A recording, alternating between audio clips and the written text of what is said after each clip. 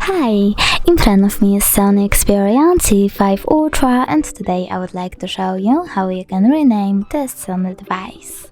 First of all, go into settings. Now you need to choose Bluetooth over here and click on the switcher. After that, tap on the three dots at the top right corner, select rename this device and type whatever you want to.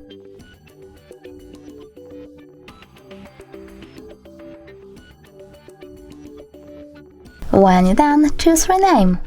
As you can see, name of my device. So sorry, has changed. Thanks so much for watching. If you enjoyed this video, don't forget to leave a like, comment and subscribe. Bye!